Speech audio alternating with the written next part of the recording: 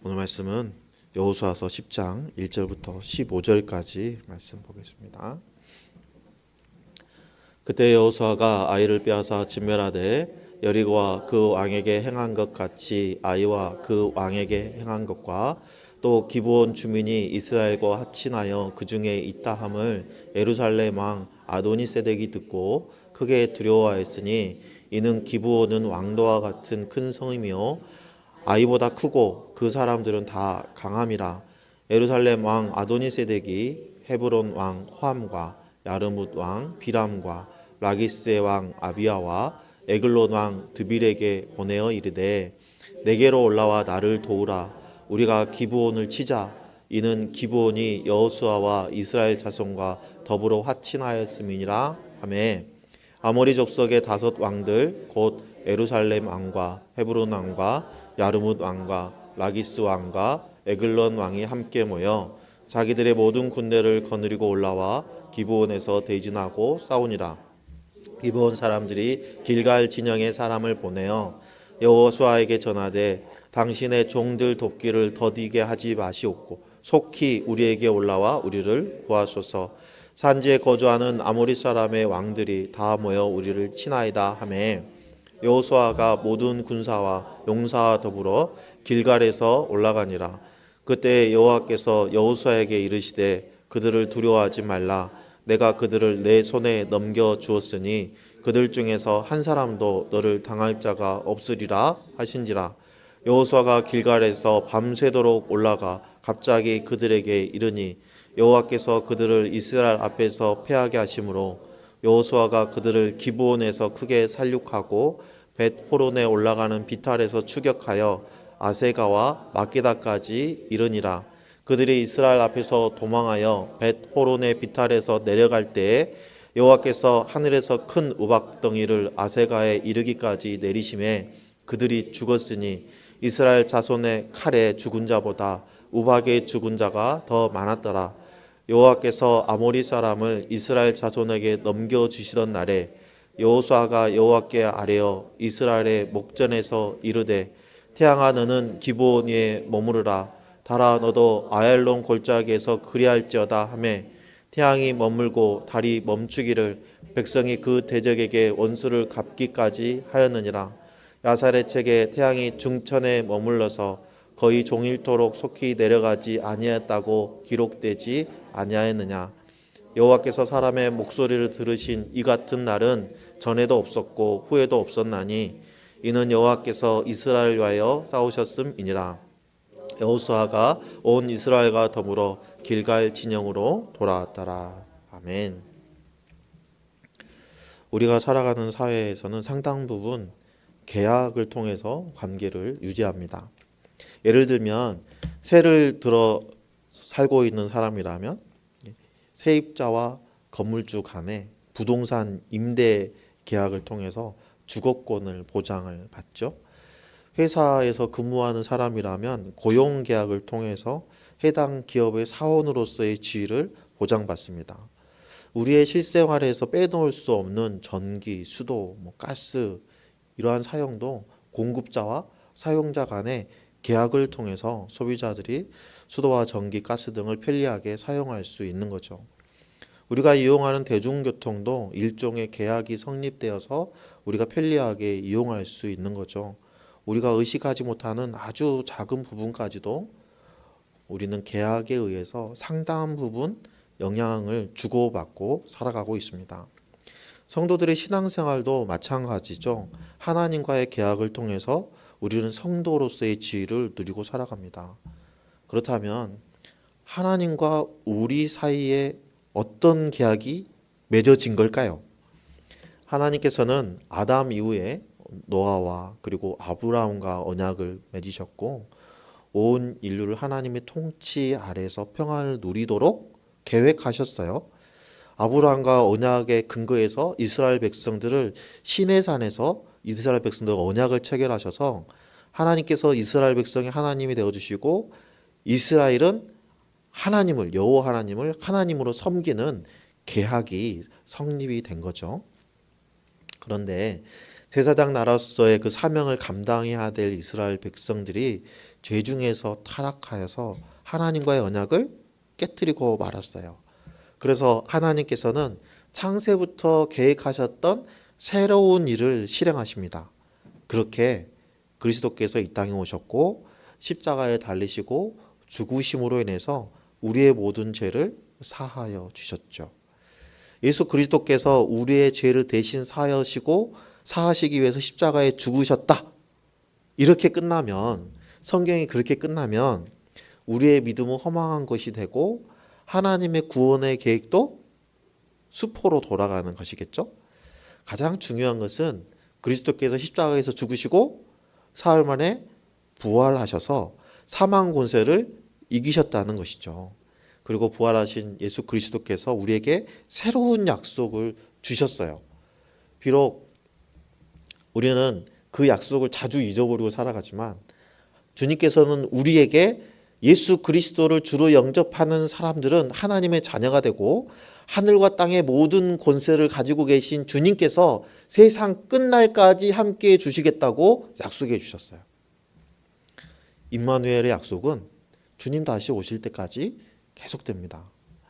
예수님을 믿고 거듭난 사람은 하나님의 백성, 새로운 이스라엘이 되어서 하나님이 원하셨던 사역을 행하면서 살아가는 사람들이죠. 하나님이 원하시는 사역을, 하나님이 우리에게 원하시는 사역은 뭘까요? 바로 영혼 구원에서 제자로 세우는, 영혼 구원에서 교회의 지체로 세우는 일입니다. 그렇게 하나님의 통치가 이 땅에서 확장되어지도록 우리가 힘쓰는 거예요. 이에 대한 자세한 것은 우리 주일날 이걸 제목을 가지고 다시 한번 자세히 살펴보겠습니다. 오늘 우리가 집중해야 될 부분은 하나님께서 우리에게 새롭게 주신 그 언약이 사실은 창세부터 지금까지 한 번도 변하지 않으시는 하나님의 약속이라는 거예요. 하나님께서는 이스라엘 백성들이 파기한 그 언약까지도 신실하게 지켜주셨어요. 신실하신 하나님께서는 단 한 번도 약속을 버리지 않으셨고 한 번도 어기지 않으셨고 한 번 하신 약속은 끝까지 지키시는 분이에요. 오늘 본문도 약속을 반드시 지키시는 신실하신 하나님에 대해서 증거하고 있어요.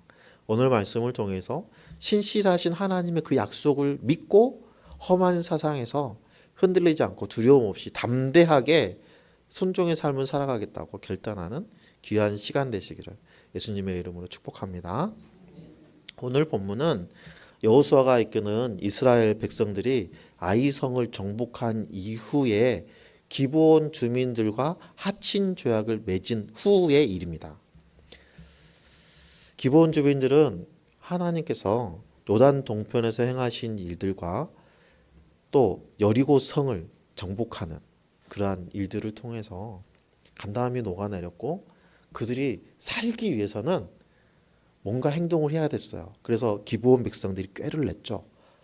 이들은 아주 멀리에서 온 것처럼 꾸며가지고 여호수아와 이스라엘 백성들을 속이고 종주권 계약을 맺습니다. 신명기 20장 15절 16절 말씀에 보면 내가 내게서 멀리 떠난 성읍들 곧 이 민족들에게 속하지 아니한 성읍들에게는 이같이 행하리거니와 이건 화친을 하라는 거죠. 오직 내 하나님 여호와께서 내게 기업으로 주시는 이 민족들의 성읍에서는 호흡 있는 자를 하나도 살리지 말지니라 하고 말씀하세요.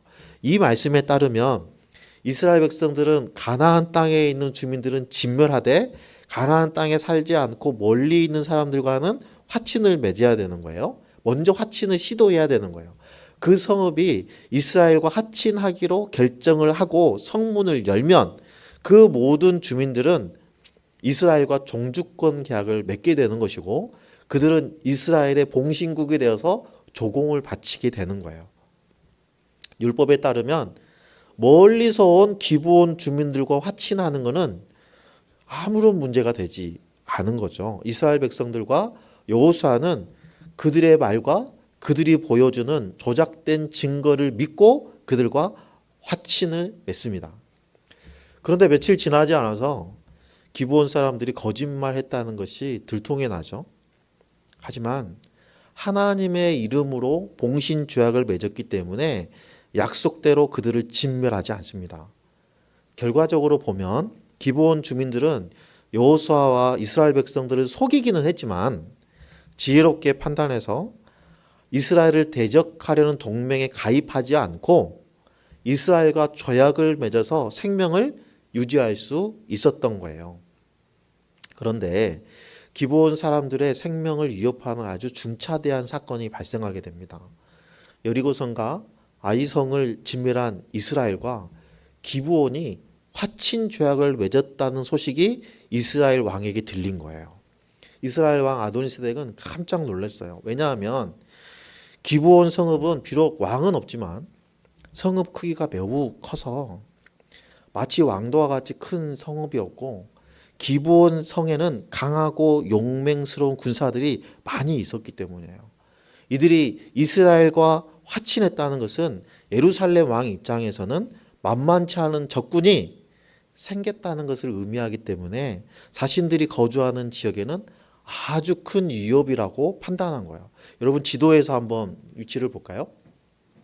길갈과 여리고는 아주 낮은 지역에 있습니다. 기브온은 산지에 있어요. 자, 기브온과 가장 가까운 성읍은 예루살렘 성이죠. 그래서 기브온이 예루살렘과 가까이 있고 예루살렘에서 멸망당한 여리고성과 아이성과 인접해 있기 때문에 그 다음에 표적은 자신들이 될 거라는 것이 뻔하잖아요. 진짜 발등에 불이 떨어진 거예요.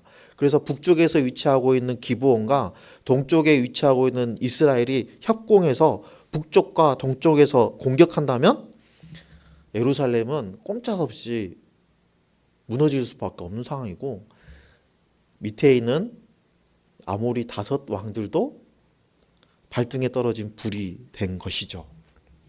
그래서 기브온과 가장 가까운 예루살렘 왕은 즉시 헤브론 왕 호함과 아르므 왕 비람과 라기스 왕 아비야 그리고 에글론 왕 디빌에게 전가를 보내서 우리 동맹하자 하고 요청을 하죠. 예루살렘 왕이 생각할 때 아모리의 5 왕들이 예루살렘 왕의 의견에 동조할 수밖에 없는 상황이었기 때문에 남부 지역의 왕들이 연합해서 동맹군을 결성할 수밖에 없다라고 판단한 거예요. 예루살렘 왕의 판단처럼 가나안 남부의 그 아모리 왕들은 의기투합해서 동맹군을 결성하고 기브온으로 올라가서 진을 칩니다. 아모리 5 왕이 결성한 동맹군들이 공격해 온다는 소식을 기브온 주민들이 들었어요. 기브온들은 급하게 길갈 진영에 있는 여호수아에게 사람을 보내서 도움을 청합니다. 기브온과 이스라엘 사이에는 봉신 조약을 맺었잖아요. 그러니까 이스라엘은 기브온을 보호해 줘야 될 책임이 있는 거예요. 고대 근동에서 종주권 계약을 맺으면 그 봉신 조약 때문에 계약 당사자들은 2가지 책임을 지게 됩니다. 봉신 국가의 지위를 누리는 그러니까 다스리는 나라에서는 피지배를 받는 사람을 보호해야 되는 책임이 있고요. 지배를 받는 나라는 지배를 하는 나라에 충성해야 되는 책임이 있는 거죠. 그래서 여호수아는 이 조약을 지키기 위해서 정예의 군사를 포함한 이스라엘 군사들을 이끌고 총 출동합니다. 이때 하나님께서는 여호수아에게 승리를 보장하는 말씀을 해주세요. 약속의 말씀을 8절에 보니까 그때 여호와께서 여호수아에게 이르시되 그들을 두려워하지 말라. 내가 그들을 내 손에 넘겨주었으니 그들 중에 한 사람도 너를 당할 자가 없으리라 하고 약속해 주시는 거예요. 여호수아가 출정을 결정했을 때 출정 여부를 여호와 하나님께 물었다는 언급은 없어요. 그런데 최소한 이번 출정은 하나님이 지지하고 계신다는 것을 오늘 본문을 통해서 우리가 알 수 있죠. 왜냐하면 하나님의 이름으로 기브온과 종주권 제약, 봉신 조약을 맺었기 때문이에요. 그러니까 하나님의 이름으로 종주권 조약을 맺었다는 것은 표면적으로는 이스라엘 백성들을 대표하는 여호수아와 기브온의 대표가 조약을 맺은 것처럼 보이지만 실제는 하나님께서 기브온 백성들과 봉신 제약을 맺은 거예요. 그래서 이번 전투도 여리고성이나 아이성의 전투처럼 하나님께서 직접 전투에 관여하시게 되는 거예요. 길갈에서 기브온까지는 약 40km 정도 거리고요. 계속 오르막길입니다. 따라서 무장한 군인들이 신속하게 이동하는 것은 굉장히 어려움이 있어요. 그럼에도 여호수아와 군사들이 밤새도록 올라가서 기습작전을 펼쳤습니다. 동맹군 입장에서는 그렇게 갑자기 기브온에 이스라엘 군사가 나타날 거라고는 상상도 하지 못한 거예요. 당황한 동맹군의 사기는 흔들렸을 것이고 마음의 준비가 되지 않는 상태에서 여리고성과 아이성을 진멸한 이스라엘 군사들이 갑자기 나타나니까 두려움도 확 밀려왔을 거예요. 이렇게 해서 하나님께서 아모리 5 왕들의 동맹군의 마음에 공포를 심어주신 거예요. 그래서 그들이 혼란에 빠지게 됐고 결국은 전의를 상실한 그들은 패배할 수밖에 없죠. 하나님께서 능력을 행하심으로 인해서 여호수아가 이끈 군사들이 기브온까지 올라옵니다. 지금 지도에 보시는 것처럼 길갈에서부터 기브온까지 올라오죠. 그리고 기브온에서 전투를 벌이는데 하나님께서 지금 벳호론에서 막게다 방향으로 내려가는 게셀 아래쪽에 이제 아세가라는 지명이 있는데 그 벳호론에서 아세가까지 도망갈 때 하나님께서 큰 우박을 내려가지고 우박에 맞아서 적군들이 죽게 만든 거예요. 그래서 오늘 성경 말씀에는 칼로 죽인 사람보다 우박에 맞아 죽은 사람이 더 많았다라고 표현하고 있죠. 여기서 우리는 출애굽 당시에 하나님께서 각종 재앙을 통해서 애굽의 신들의 무능함을 보여주셨던 것처럼 기브온 전투에서도 아모리 신등의 무능함을 보여주고 있다는 것을 알 수 있어요. 그들이 폭풍의 신이라고 불리는 바알은 그들이 우박으로 죽임을 당할 때 아무런 도움을 주지 못합니다. 이로써 기상을 관할한다는 그 바알이 얼마나 무능한지 보여주시는 거죠. 참된 신은, 기상을 통제하는 참된 신은 바알이 아니라 여호와 하나님이시라는 것을 하나님께서 스스로 증명해 보이신 거예요. 또한 하나님께서 태양이 멈추고 달이 멈추도록 통제하셨어요. 12절 말씀에 보면 여호수아가 불러요. 태양아 너는 기브온 위에 머무르라. 달아 너도 아얄론 골짜기에 그리할지어다 라고 외치고 있잖아요. 하나님께서는 여호수아의 기도에 응답하셔서 해가 중천에 종일토록 머물러 있게 하셨어요. 달도 야할론 골짜기에 멈추어 있게 하셨어요. 이렇게 해서 하나님께서 자연을 통치하시는 분이시라는 것을 보여주시는 거예요. 아모리 동맹군의 입장에서는 그들이 숭배하는 해와 달의 신이 여호수아의 한마디에 복종하는 모습을 보게 되는 거예요. 그들이 신으로 섬기고 있는 해와 달 신이 고작 인간의 외침에 복종하고 있는 모습을 통해서 그들이 신이 인간조차도 감당하지 못하는 무능한 신이라는 것을 보여주고 있는 거죠. 결과적으로 그들이 풍요의 신으로 해와 바람의 신으로 숭배하던 그 신들은 오히려 그들을 해치는 역할을 하고 있는 거예요. 그들을 공격하고 있는 상황이 되었습니다. 이와 같은 사건을 통해서 그들이 믿는 모든 신들이 사실은 숭배의 대상이 아니고 그들이 숭배해야 될 유일한 참신은 천지 만물을 창조하신 하나님이시다라는 것을 증명해 보이시는 거예요. 결과적으로 기브온 전투를 통해서 약속의 땅 남부 지역을 점령하는 효과를 가져오게 됩니다. 기브온 전투는 이스라엘과 봉신 계약을 맺은 기브온 족속을 구원하기 위해서 시작된 전투인 것처럼 보이지만 그것을 빌미로 해서 하나님께서 직접 나서서 아모리의 5 왕과 게설 왕을 쳐서 무너뜨림으로 인해서 가나안 남부 지역을 완전히 정복할 수 있게 하신 거예요. 따라서 이건 기브온 전쟁이 아니라 정복 전쟁이다라고 정의해야 되는 것이죠. 여호수아가 이스라엘 백성들이 오늘 이러한 승리를 거머쥐게 된 것은 하나님께서 이스라엘을 위해서 싸워주셨기 때문이에요. 42절 말씀을 보면 이스라엘의 하나님 여호와께서 이스라엘을 위하여 싸우셨으므로 여호수아가 이 모든 왕들과 그들의 땅을 단번에 빼앗으니라 하고 말씀하십니다.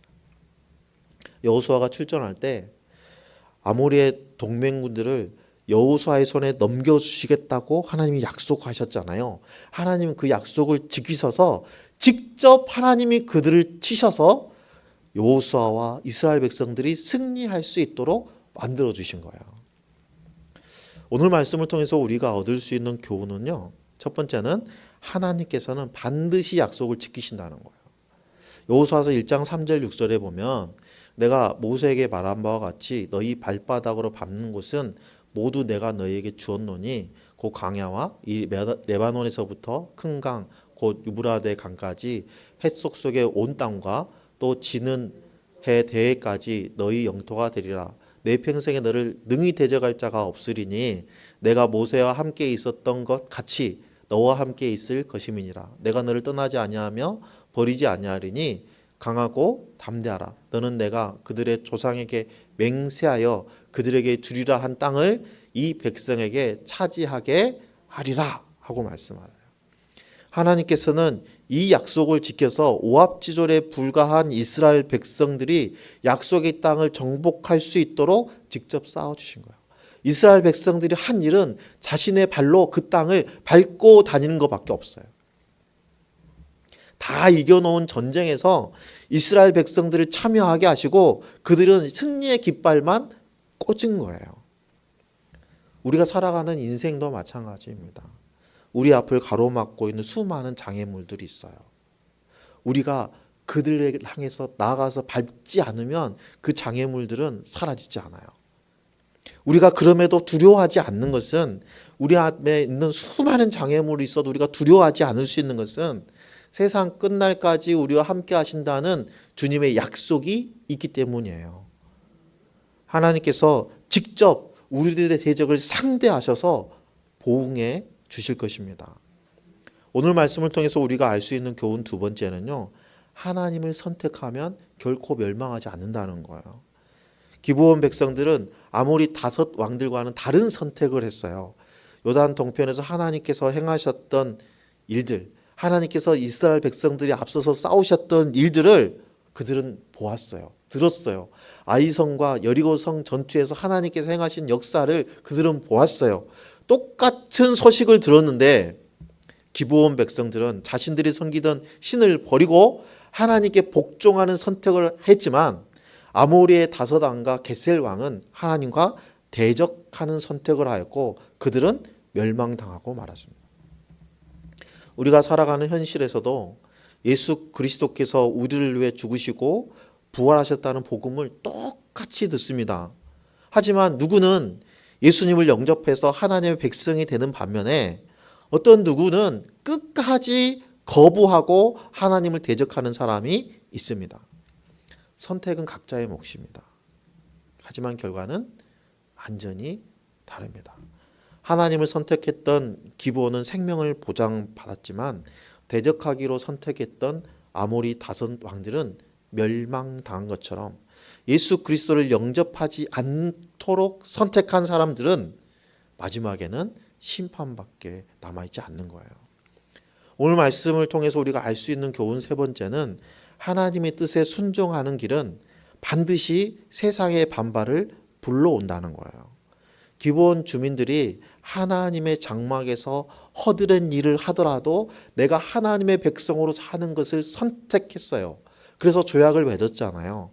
근데 아모리의 5 왕들은 이에 반발해서 동맹군을 형성해서 기브온을 공격합니다. 이스라엘의 도움이 없었다면 기브온은 이 5 왕들을 이겨낼 수가 없는 거예요. 그러므로 세상이 우리를 대적한다 해도 낙심할 필요가 없어요. 우리가 나 혼자만으로 생각하면 우리가 세상을 감당할 수 없지만 전능하신 하나님께서 세상 끝날까지 우리와 함께 하신다고 했어요. 적들은 나 혼자만 보고 있겠지만 사실은 내 뒤에는, 내 바로 뒤에, 내 우편에는 전능하신 하나님이 나의 그늘이 되어 주시는 거죠. 여러분, 오늘 말씀에 보면 기브온 족속들이 여호수아와 이스라엘을 속이고 맺은 그 조약 있잖아요. 정주권 조약. 사실은 그건 유효하지가 않은 거죠. 부당하게 맺어진 거잖아요. 하지만 하나님께서는 그렇게 부당하게 맺어진 거짓 조항이라 할지라도 그걸 지켜주셨어요. 속이고 맺은 조약까지도 신실하게 지켜주신 하나님께서 우리에게 주신 약속을 지켜주시지 않으시겠습니까? 누가복음의 말씀에 보면 너희가 악할지라도 좋은 것을 자식에게 줄 줄 알거든 하물며 너희 하늘 아버지께서 구하는 자에게 성령을 주시지 않겠느냐라고 말씀하세요. 하나님께서 우리에게 성령을 보내주셔서 우리 안에 자정하시는 성령님의 권능을 우리는 경험할 수 있게 되었어요. 성령님의 권능으로 인해서 우리는 이 땅에서 승리하는 삶을 살아갈 수 있게 되었어요. 하나님께서 약속하신 그 약속을 붙들고 살아가면 우리는 승리할 수밖에 없는 삶을 살아갑니다.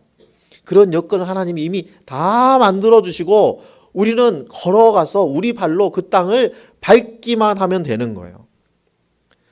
여호수아의 외침에 해와 달이 멈추게 하신 하나님께서는 지금도 살아 역사하셔서 우리의 간구를 들으시고 응답하여 주십니다. 이스라엘이 약속의 땅에서 치른 그 전쟁에서 승리할 수 있었던 그 비결이 그들이 하나님의 편에 서 있었다는 것, 그 한 가지였어요. 단 하나님 편에 서 있었을 뿐인데 이스라엘은 승리를 누릴 수 있었습니다. 우리가 살면서 당장은 패배한 것 같고 우리의 이성적인 판단으로는 실패한 것 같고 나는 패배자인 것 같지만 우리가 하나님의 편에 서 있는 것을 포기하지 않으면 우리가 하나님의 편에 서 있는 그 시간 동안은 하나님께서 우리를 위해서 싸우십니다. 요한복음 16장에 보면 이것을 너희에게 이르는 것은 너희로 내 안에서 평안을 누리게 하려 함이라. 세상에서는 너희가 환난을 당하나 담대하라. 내가 세상을 이겼노라 하고 말씀하세요. 또 요한 1서에 보면 무릇 하나님께로부터 난 자마다 세상을 이기느니라. 세상을 이기는 승리는 이것이니 우리의 믿음이라. 예수께서 하나님의 아들이심을 믿는 자가 아니면 세상을 이기는 자가 누구냐? 라고 말씀하세요. 우리는 승리자입니다. 하나님께서 우리를 승리하게 만들어주세요. 우리는 죽음의 문들까지 깨부술 수 있는 메고 푸는 권세를 가지고 있는 성도들입니다. 우리는 예수 그리스도께서 이미 승리하신 전투에 참여하고 있는 군사들이에요. 예수님께서 하나님의 아들이심을 믿는 그 성도들은 이 세상을 이기고 살아가게 됩니다. 오늘 우리는 이 약속을 믿고 우리가 참여하는 영적 전투에 두려움 없이 담대하게 나가야 합니다. 오늘 이후에 하나님의 이 약속을 붙잡고 그 믿음으로 담대히 나아가서 우리 앞에 있는 모든 난관을 회파하는 주의 백성들의 삶이 되시기를 예수님의 이름으로 축원합니다.